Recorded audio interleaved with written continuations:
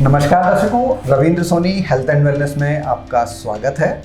आज हम एक बहुत महत्वपूर्ण विषय पर चर्चा करने जा रहे हैं और वो विषय है बच्चों में महंगापन या अंग्रेजी में हम जिसको स्क्विंट बोलते हैं। ये बहुत अर्ली एज में होने वाली समस्या है और अगर इसको इग्नोर किया जाए लंबे समय तक उसके बहुत सारे कॉन्सिक्वेंसेस हो सकते हैं।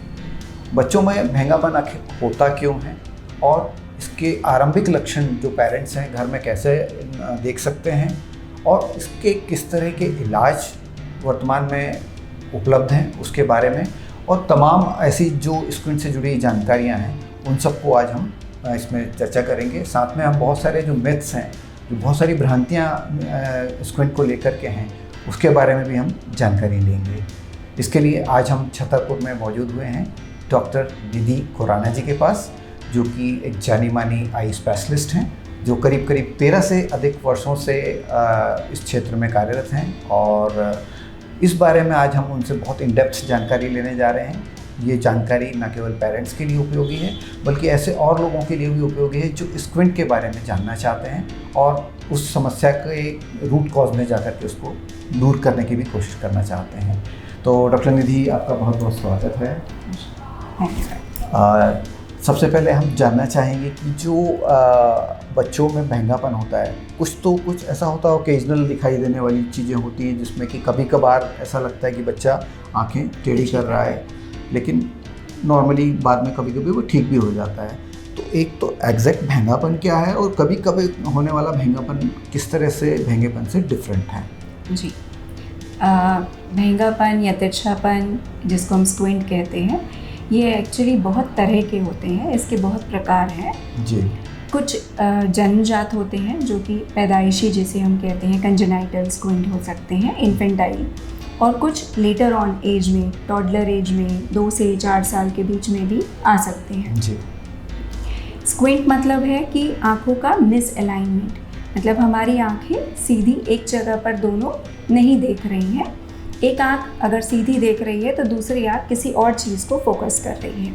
मिस अलाइनमेंट हो चुका है आइज़ का, जो कि बेसिकली आँखों के ऊपर जो मांसपेशियाँ होती हैं, जो आँखों के मसल्स होती हैं, जो आँखों को मूवमेंट देती है हर डायरेक्शन में, उन मसल के इम्बैलेंस को हम स्क्विंट कहते हैं। ये स्क्विंट नॉर्मली हेल्दी बच्चों में 1% बच्चों में भी मिल सकता है बिना किसी कॉज के, और बाकी बच्चों में इसके कॉजेज़ जो हैं वो उनके प्रेगनेंसी से रिलेटेड इश्यूज़ में आ सकते हैं। जैसे अगर बच्चा प्री मैच्योर है, वेट बहुत कम है, मैटरनल हेल्थ बहुत अच्छी नहीं रही है, उनका न्यूट्रिशनल डिफेक्टिव था, या अगर ये पेरेंटल हिस्ट्री है जो कि मदर या फादर किसी की भी साइड से होती है, तो डेफिनेटली इसके चांसेस ऑलमोस्ट 3 टाइम्स बढ़ जाते हैं। मतलब हेरिडिटी से भी इसका संबंध है? बिल्कुल। ओके, तो मैम इसके बाद हम जानना ये चाहेंगे कि जो घर में सबसे पहले इस चीज़ को आइडेंटिफाई करने वाले माता पिता होते हैं जी, तो ऐसे कौन से सिम्टम्स या साइंस दिखाई दें जी, तो पेरेंट्स को इमीडिएटली बच्चों के इलाज के बारे में सोचना चाहिए? जी, जैसा कि मैंने कहा कि स्क्विंट्स की बहुत वैराइटीज़ हैं जी। कुछ स्क्विंट्स में सिर्फ आँख तिरछी दिखाई देना ही उसका मेन सिम्टम है जी। खास तौर पे बहुत छोटे बच्चों में जो कि ज़्यादा भी बोल नहीं सकते, तो उनमें सिर्फ हमें ये विजिबल एक फ़ीचर दिखता है कि आँख दोनों सीधी नहीं देख रही हैं जी, या पलक साथ में झुकी है। तो ये पहला कंप्लेन होता है जिसके साथ पेरेंट्स आते हैं। लेकिन जब बच्चा थोड़ा सा अगर वर्बल हो जाए तो हमें कई बार स्क्विंट आने से पहले के भी कुछ सिम्टम्स होते हैं। जैसे अगर बच्चा, उनको साथ में विजुअल प्रॉब्लम्स भी होती हैं, तो वो बहुत पास से देख रहा है टीवी, या कोई भी चीज़ बहुत हाथ में पास में लेकर देख रहा है, या दूर की चीज़ आप उसको कुछ पूछ रहे हैं, वो क्लियरली बता नहीं पा रहा है। उसकी आंखें आप देखते हैं कई बार स्थिर नहीं है, आंखें हिल रही हैं, या फिर वो बच्चा जो स्कूल जाने लगा है वो बार बार आके बोलता है मुझे सिर दर्द की परेशानी हो रही है, मुझे ब्लैक बोर्ड नहीं दिख रहा है। तो ये कई बार ये symptoms, visual symptoms actual squint से पहले आ जाते हैं, जिन्हें पेरेंट्स को इग्नोर नहीं करना चाहिए जी। तो हम इसमें एक चीज़ मैं जानना चाह रहा हूँ कि कई बार ये जो सिम्टम्स आप बता रही हैं तो स्क्विंट के अलावा विजन को लेकर के भी होते हैं जी। बिल्कुल। तो क्या स्क्विंट की समस्या का विजन से भी कुछ लेना देना है? बिल्कुल बिल्कुल। इनफैक्ट यही एक बहुत बड़ा लोगों में मतलब अवेयरनेस की ज़रूरत है। ये मिथ भी है कि अक्सर लोग स्क्विंट को सिर्फ एक कॉस्मेटिक डिजीज़ मानते हैं जी। वो कहते हैं तिरछी तो है आँख। अक्सर पेरेंट्स आते हैं बोलते हैं कोई प्रॉब्लम नहीं है, सिर्फ आँख तिरछी है। हाँ। लेकिन अक्सर वो ये भूल जाते हैं कि इसका डायरेक्ट रिलेशन बच्चे के विजन से हो सकता है जी। ये काफ़ी वैरायटी स्क्विंट की होती हैं जिनमें अगर बच्चे का विजन प्रॉपर्ली डेवलप नहीं हो रहा है तो वो लेटर ऑन स्क्विंट में कन्वर्ट हो जाता है। तो मोटे तौर पे अगर देखा जाए, जैसा आप बोल रहे हैं कि बहुत सारी वैरायटीज़ होती हैं, तो अगर हम एक सम अप करके देखें तो कितने टाइप के स्क्विंट हो सकते हैं? देखिए, एक पहला तो एक कैटेगराइजेशन होता है कि कंजेनाइटल है जो बाय बर्थ मिल रहा है, एक है एक्वायर्ड मतलब कोई न्यूरोलॉजिकल डिजीज़ है, कोई ब्रेन से संबंधित कुछ हुआ है, कोई ट्रॉमा हुआ है, कोई और उसको सिस्टमिक कुछ डिजीज़ है जिसके कारण आ रहा है। तो वो अलग अलग एजेस में आते हैं और जो प्राइमरी जो स्क्विंट्स होते हैं वो कई बार एज बिल्कुल अर्ली एज में या बाय बर्थ हमें जी। मैं वही जानना चाह रहा था कि जैसे ट्रॉमा हुआ और आपने बताया कि कुछ एक्वायर्ड जो आप बता रहे हैं कॉजेज हैं, तो इसमें क्या ये परमानेंसी रहती है इनकी कि एक समय के बाद चले जाते हैं, या ये ट्रॉमा के बाद भी अगर कोई चीज़ ऐसी है कि उस समय हुआ लेकिन आगे कहते हैं कि ठीक भी हो सकता है? जी बिल्कुल। ट्रॉमा में देखिए फिर वहीं आ जाते हैं कि ट्रॉमा कितना सिवियर ट्रॉमा है जी। अगर वो सिर्फ इनिशियल ऐसा स्टेज में रहे कि हमारी मसल्स में सिर्फ स्वेलिंग वाली स्टेज पर है जी, या ब्रेन में स्वेलिंग हुई है, तो वो जैसे जैसे रिकवरी होती है तो धीरे धीरे स्क्विंट भी बेटर हो जाते हैं जी। या जैसे कॉजेज होते हैं डायबिटीज़, ब्लड प्रेशर, इनसे रिलेटेड जो स्क्विंट होते हैं वो जैसे ही पेशेंट अपनी इनको कंट्रोल करना शुरू करता है स्क्विंट्स उनके चले जाते हैं। लेकिन कुछ केसेस ऐसे होते हैं कि जिनमें डिफेक्ट्स नर्व लेवल पर आ जाते हैं, तो वहाँ पर कई बार ये परमानेंट होते हैं जिनको हम लेटर ऑन सर्जरी से जितने भी लेवल तक इम्प्रूव कर सकते हैं पेशेंट को सर्जिकली, जो 100% भी हो सकते हैं और का हम उनको ऑपरेशन द्वारा ठीक कर सकते हैं जी। मैम थोड़ा सा मैं इसमें एक चीज़ और जानना चाहूँगा आपसे कि अक्सर जो भ्रम वाली बात है या मिथ वाली बात है, तो कई लोग कहते हैं कि साहब ये जो स्क्विंट की समस्या है जब बच्चे बड़े हो जाएंगे तो वो ठीक हो जाएगी, तो ये कितना सही है? जी, इसमें ये एक बहुत ही इम्पॉर्टेंट क्वेश्चन है क्योंकि मैंने जैसे आपको कहा कि स्क्विंट को लोग सिर्फ एक कॉस्मेटिक डिजीज़ मानते हैं, वो इस चीज़ का विजुअल इम्प्लीकेशन नहीं अक्सर समझते हैं। क्या होता है कि बच्चे का विजन जन्म के समय पर जो होता है वो बहुत ही कम होता है, actually 1/20 of the normal vision जी। और स्लोली जब आइज़ अलाइंड होती हैं तो जैसे ब्रेन हमारी बाकी चीज़ें सीखता है ऐसे ही विजन भी सीखता है जी। And this vision keeps on increasing, ये बढ़ता जाता है और बाय द एज ऑफ 3 साल 2 to 3 years ये एक एडल्ट विजन में आके डेवलप पूरी तरह से ट्रेन हो चुकी होती जी। तो ये 6/6 विजन जो हम कहते हैं 6/6 स्नेलन से निकालते हैं, तो ये यूजुअली 2 से 3 साल में अगर आइज परफेक्टली अलाइंड है और कोई और आई डिजीज़ नहीं है तो 2 से 3 साल में बच्चे को ये नॉर्मल विजन आ जाता है। लेकिन अगर इस एज में या इस एज के थोड़ा सा आगे पीछे अगर बच्चे की आँख थोड़ी भी मिस अलाइंड है तो जो आँख तिरछी है वो आँख क्योंकि साफ नहीं देख रही है तो एक डबल विजन की स्थिति होती है कि वो आँख कुछ और चीज़ पर फोकस कर रही है और एक नॉर्मल आई है वो कुछ और देख रही है, तो ब्रेन धीरे धीरे उस आई को, तिरछी आँख के विजन को सप्रेस करने लगता है। हाँ, तो उसकी वजह से उस पर्टिकुलर आई का विजन भी कमजोर हो जाता है। तो उस आई का विजन डेवलप होने से पहले ही नीचे जाने लगता है। तो इसको हम एक टर्म देते हैं lazy I ji, amblyopia scientific terms में, नॉर्मल उसमें लेमन लैंग्वेज में लेजी आई बोलते हैं। तो ये विजन जो है ये जो ड्रॉप कर जाता है पेरेंट्स को या बच्चे को ये एहसास इसलिए नहीं होता क्योंकि उसकी एक आई नॉर्मल फंक्शन कर रही है जी। तो उन्हें लगता है कि सब कुछ कर पा रहा है, बच्चा भी ये चीज़ कई बार नहीं रियलाइज़ कर पाता ना पेरेंट्स, क्योंकि उन्हें लगता है बच्चे का रूटीन नॉर्मल चल रहा है, वो सब कुछ पढ़ रहा है आराम से। ये कई बार कोइंसिडेंटल फाइंडिंग होती है या ड्यूरिंग चेकअप हमें पता चलता है, या कोइंसिडेंटल की एक आई क्लोज करके बच्चे ने देखा तो उसे रियलाइज़ हुआ कि मुझे एक आई से कम दिख रहा है। कई बार ये बहुत लेट स्टेज में भी पता चलता है, इसीलिए अर्ली चेकअप्स की रिकमेंडेशन होती है डॉक्टर्स की। हाँ मैम, जैसा आप बोल रहे हैं अर्ली चेकअप की, तो आप जैसे बता रहे हैं कि 3 साल तक विजन पूरा आने में टाइम लगता है, तो पेरेंट्स को हम अगर बात करें बर्थ के बाद से कितने समय तक, कितने ड्यूरेशन में ऑप्थेल्मोलॉजिस्ट या आई स्पेशलिस्ट को बच्चों को दिखाते रहना चाहिए? जी देखिए, जैसे मैंने कहा, अगर नॉर्मल बर्थ है और कोई स्ट्रॉन्ग पेरेंटल हिस्ट्री नहीं है किसी आई डिजीज़ की जी, तो फर्स्ट चेकअप 6 मंथ्स पे, फिर 1 ईयर पे, और फिर हम प्री स्कूल एज मतलब 3 इयर्स पे बोलते हैं बिफोर एडमिशन, ताकि कोई भी डिफेक्ट्स अगर हैं तो उस एज पे मतलब अगर हेल्दी है सारी चीज़ें और सारी कंडीशंस अच्छी हैं तो 3 चेकअप आप सजेस्ट कर रहे हैं कि एक 6 मंथ पर, एक 1 ईयर पर और एक 3 इयर्स पर। जी, और फिर एज पर रिक्वायरमेंट जी उसको हम आगे कंटिन्यू कर सकते हैं। अगर प्री मैच्योर है बच्चा, कोई पेरेंटल हिस्ट्री है, कोई भी बच्चे को बर्थ हिस्ट्री है स्पेसिफिक ऑक्सीजनेशन की, या ऑक्सीजन दी गई, या वेट बहुत कम था, बर्थ वेट बहुत लो था, लो बर्थ वेट चाइल्ड है, उस केस में within 1 month of the delivery necessary है, क्योंकि और भी स्पेशल कंडीशन जी स्पेशल कंडीशंस कि within 1 month and then later on 3 months, 6 months and so on. मतलब फिर एज एंड व्हेन रिक्वायर्ड। जी, एज एंड व्हेन रिक्वायर्ड, क्योंकि और भी विजुअल कंडीशन, रेटिना की कंडीशंस होती हैं जो रिकग्नाइज करनी पड़ती हैं।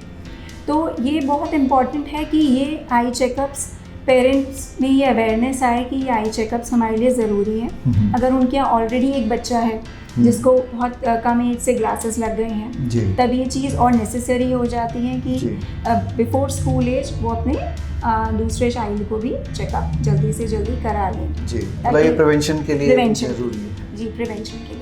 तो हम जिस बात पे आ रहे थे कि क्या ये more than it's cosmetic thing, yes.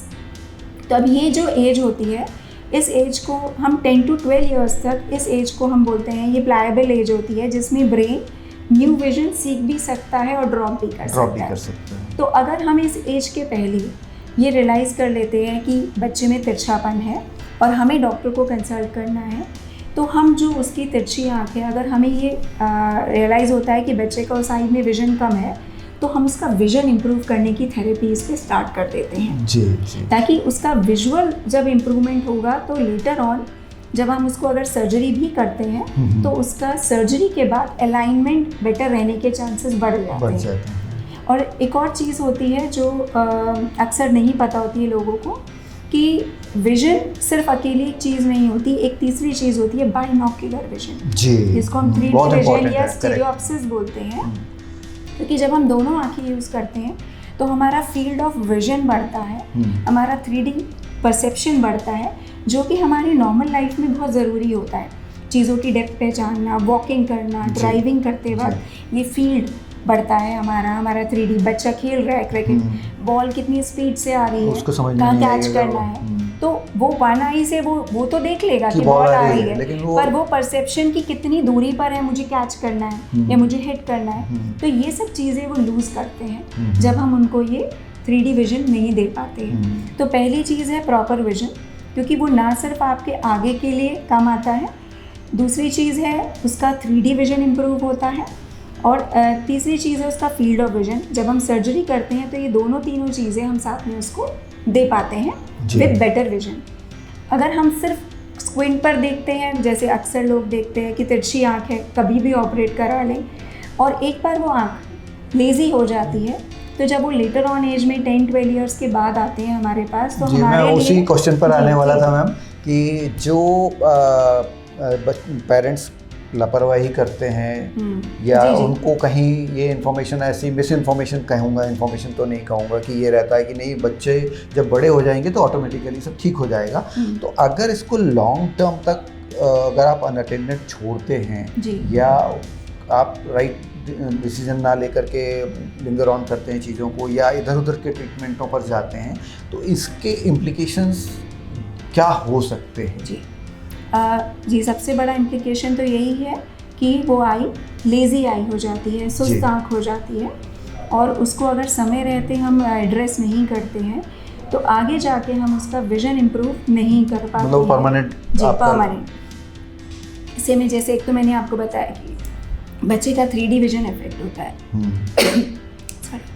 और दूसरी बात क्या होती है कि जब हम बाद में उसको करते हैं तो उसका फील्ड ऑफ विजन जो डिक्रीज रहता है। और कई बार हमने ये यंग एज में एक बड़ी प्रॉब्लम देखी है कि बच्चे कई बार ऐसी चीज़ों के लिए जॉब के लिए अप्लाई करते हैं जहाँ उनको मेडिकल एग्जामिनेशन होता है, फौज में अगर आपको जाना है या जहाँ एयरफोर्स है जहाँ पर उनको 3D विजन चाहिए, उनका फील्ड ऑफ विजन अच्छा चाहिए, दोनों आइज़ का विजन इक्वल चाहिए, तो वहाँ पर वो जाके उनको रिजेक्ट कर देते हैं। तो उनको बहुत बड़ा सेटबैक होता है कि हमें कभी पता ही नहीं चला कि एक लेज़ी आई है। तो इसीलिए स्क्विंट से पहले विजन एड्रेस करना हर केस में नेसेसरी है, ये फर्स्ट स्टेप है। और जितना अर्ली हो सके उतना अच्छा। जैसा आपने बताया कि 12 साल की एज के बाद जो लॉस हो चुका है फिर उसको आप रिकवर करना हमारे लिए बहुत डिफिकल्ट हो जाता है। मतलब होगा, लेकिन कितना होगा कह नहीं सकते। उसका फिर कुछ हम वो नहीं बोल पाते हैं कि कितना होगा। तो वो डेंस एम्ब्लायोपिया एक टर्म होती है कि बहुत सिवियर उसमें चला जाता है बच्चा, जो कि रिकवर करना बहुत डिफिकल्ट होता है। तो इसलिए विजन एड्रेस करना बहुत ज़रूरी है, अर्ली एड्रेस करना बहुत ज़रूरी है। Ma'am, before we go to its treatment, हम ये जानना चाहेंगे कि भेंगापन को लेकर के बहुत सारा, हम अगर सोशल बात करें या बच्चों की कम्युनिटी में रहने की उन्हीं बात करें, तो उसके जो सोशल इम्प्लीकेशंस हैं हम वो भी जानना चाहेंगे, ताकि पेरेंट्स समझ पाएंगे बच्चे को किस तरह की तकलीफ़ें सामने आ सकती हैं। जी बिल्कुल। देखिए, सोशली डिसेबलिंग एक ये कंडीशन है, क्योंकि जो बच्चा धीरे धीरे क्लासेस बढ़ते जाता है, जैसे पहले हमने तो कहा कि उसका फील्ड ऑफ विजन कम होता है, 3D विजन उसका अफेक्ट होता है, तो कई बार उसे स्पोर्ट्स में डिफ़िकल्टी आती है, कई बार उसको कॉपिंग में, राइटिंग में उसका स्पीड उतना अच्छा नहीं होता है जितना नॉर्मल बच्चों का होता है, तो उसको वो लर्निंग डिफ़िकल्टीज़ भी आती हैं। और तीसरी चीज़ होती है कॉस्मेटिक अपीयरेंस, जो स्पेशली टीनेज ग्रुप में जब बच्चे अगर आ जाते हैं तो उनके लिए उनका कॉन्फिडेंस, उनका सेल्फ एस्टीम इससे बहुत लो होता है। तो कई बार बच्चे उनको इस चीज़ के लिए टीज करते हैं, बुली करते हैं, जिससे उनका सेल्फ एस्टीम बहुत डाउन हो जाता है। तो वो लोगों को पब्लिकली कई बार फेस नहीं करना चाहते इस चीज़ को लेकर कि हमें इस चीज़ के लिए डिस्कनेक्ट बनाना चाहते हैं कि हम पब्लिकली लोगों को फेस नहीं करते, क्योंकि उन्हें कॉन्फिडेंस नहीं आता कि हम स्ट्रेट आइज से नहीं देख रहे हैं, तो उसे बात नहीं कर पा रहे हैं face to face, self conscious बहुत हो जाते हैं, सेल्फ कॉन्शियस हो जाते हैं। तो उस चीज़ के लिए भी मुझे लगता है कि पेरेंट्स को उसको इग्नोर नहीं करना चाहिए। और अगर बच्चा उस चीज़ के लिए कॉन्शियस हो रहा है, आपको कंप्लेन कर रहा है, तो डेफिनेटली आपको उसको लेके जाना चाहिए आई स्पेशलिस्ट के पास, ताकि उसको क्योर किया जा सके। तो मैम, इसके बाद अब आती है ट्रीटमेंट को लेकर के। तो ट्रीटमेंट के किस तरह के ऑप्शंस अवेलेबल हैं? जी देखिए, इसमें नॉर्मली जो ट्रीटमेंट है वो 2 जगह पर है। एक पहला जो मैंने आपको बताया कि विजन एड्रेस करना, तो हम उसके लिए ग्लासेस पहले दिए जाते हैं, जो कि फर्स्ट प्राइमरी स्टेप है। और उसके बाद इसका जो मेन स्टेज ट्रीटमेंट का है वो है सर्जिकल ट्रीटमेंट। विजन के लिए इसमें कुछ वैरायटीज़ आती हैं, जिसको एक हम बोलते हैं एकोमोडेटिव इज़ोट्रोपिया, जिसमें आँख अंदर की तरफ घूम जाती है। ये यूजुअली 2 से 2.5 साल के बच्चों में आता है। और कई बार अक्सर जब बच्चे पढ़ना स्टार्ट करते हैं तो ये चीज़ ज़्यादा प्रोमिनेंट होनी शुरू हो जाती है, खासतौर पे ब्लैक बोर्ड देखना या बुक्स देखना। उन बच्चों में प्लस नंबर हाइपरोपिया जिसे हम बोलते हैं, वो बहुत अधिक होने के कारण ये स्क्विंट आता है, क्योंकि वो पास की चीज़ें साफ नहीं देख पाते अधिक प्लस नंबर के कारण। तो उसे कंपनसेट करने के लिए वो आंखों को तिरछा करते हैं। इस तरह के स्क्विंट का जो मेन इलाज है वो है बाई ग्लासेस। अगर हम उनके वो करेक्ट कर देते हैं, उनका जो हाइपरोपिया है, तो उससे उनकी मसल्स रिलैक्स होने लगती हैं, उनका विजन क्लियर होने लगता है, तो फिर वो आँख को तिरछा करना कम कर देते हैं। वो ब्रेन भी हेल्प करने लगता होगा जी, तो वो आई स्ट्रेट होने लगती है।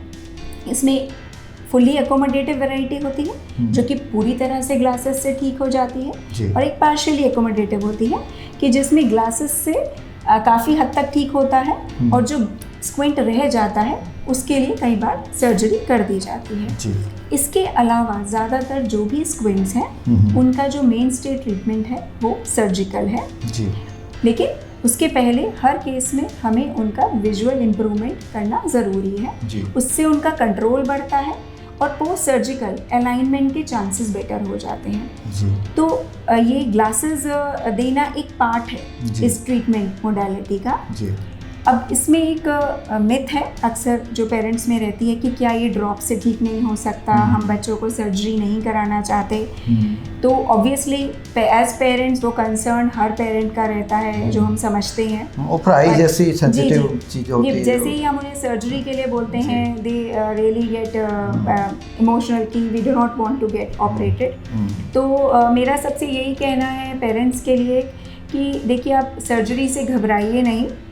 बहुत सेफ़ सर्जरीज़ होती हैं आजकल, बहुत सेफ़ एनेस्थीसियाज़ हैं जिनके अंदर ये सर्जरीज़ होती हैं, एंड इट इज़ क्योरेबल। कई बार ये ज़रूर होता है कि 1 स्टेज या 2 स्टेज सर्जरीज़ हमें चाहिए पड़ती हैं, लेकिन इट्स क्योरेबल। हम सर्जरी के डर से बच्चे को कई बार नहीं दिखाते हैं, तो वो एक उसके जो हमने अभी बात करी कि विजुअल इम्प्लीकेशंस इतने सीरियस होते हैं, जो कि लेटर ऑन लाइफ में हम कई बार उनको क्योर नहीं कर पाते हैं।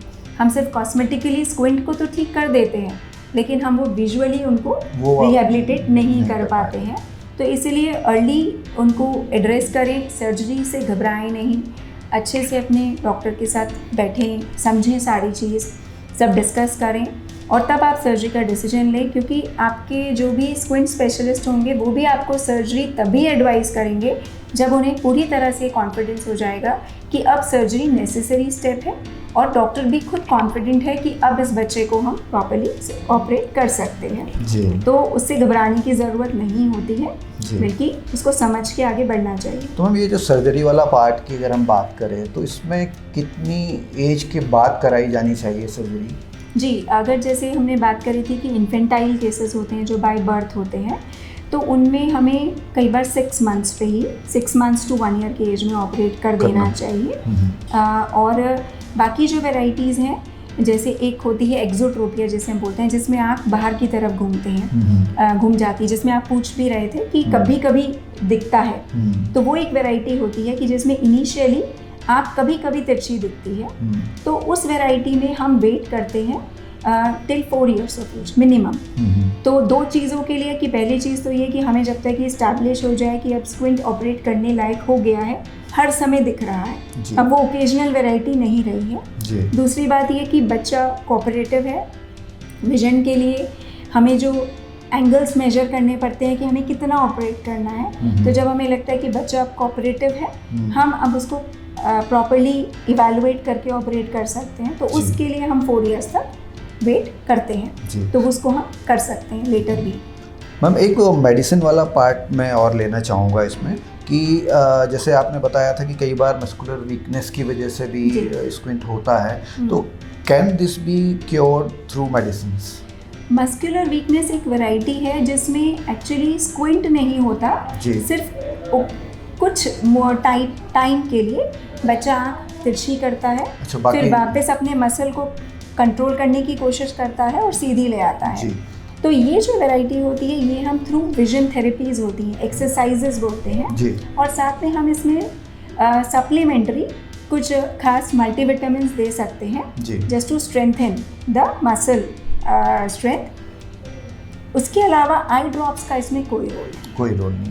तो दर्शकों, ये मैं भी स्पष्ट करना चाहूँगा मैडम के बिहाफ पर, अक्सर ये होता है कि बहुत सारे आई ड्रॉप्स की बता दी जाती है बातें कि सर ये डाल लीजिए, उससे ये हो जाएगा। इवन कैटरेक्ट तक के लिए कहा जाता है कि सर ये ठीक हो जाता है, लेकिन यूजुअली सर फैक्ट वो है नहीं। जी तो वही मैं चाह रहा था कि आप चलते चलते हमारे दर्शकों को एक एडवाइस इस बारे में भी दें।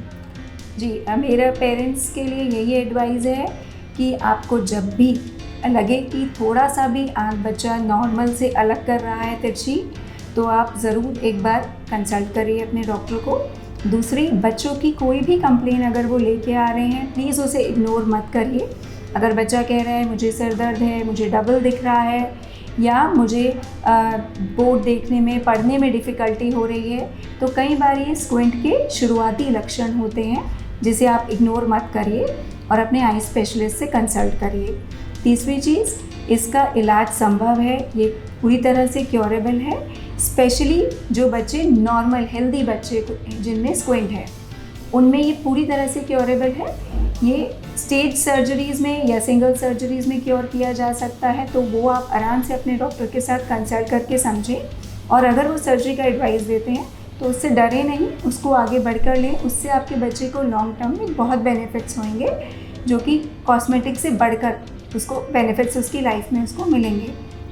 तो यही मेरा कहना है कि स्क्विंट एक सिर्फ कॉस्मेटिक चीज़ नहीं है, उसके और भी अलग इफ़ेक्ट्स हैं। तो उसको प्लीज़ लाइटली ना लेकर अपने डॉक्टर से कंसल्ट करिए टाइम। जी, तो thank you so much ma'am.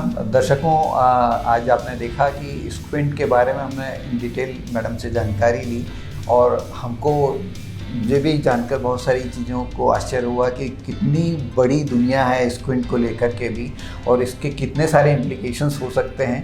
लेकिन साथ में खुशी भी इस बात की है कि ये क्योरेबल है, और बहुत ज़्यादा इसके लिए आपको मेहनत करने की ज़रूरत नहीं है। बस यही है कि राइट प्लेस पर आप जाइए, क्योंकि अक्सर ये होता है कि आई स्पेशलिस्ट को छोड़कर आप कई जगह और दिखाते रहते हैं। लेकिन अगर आँखों की समस्या है तो अगर आप आई स्पेशलिस्ट के ही पास जाएँ और जल्दी से जल्दी जाएँ, तो इसका ट्रीटमेंट बहुत जल्दी और बहुत सफल तरीके से हो सकता है। अगर आपकी आँखों से जुड़ी हुई कोई और क्वेरी हो, आपके दिमाग में कोई और प्रश्न हो, तो आप हमारे कमेंट बॉक्स में लिख के भेज सकते हैं। मैडम से नेक्स्ट जब हम मुलाकात करेंगे तो उन प्रश्नों के उत्तर भी जानने की कोशिश करेंगे। आज का एपिसोड हम यहीं समाप्त करते हैं। जल्दी मिलेंगे एक और ताज़ा तरीन एपिसोड में। तब तक के लिए धन्यवाद। Thank you so much.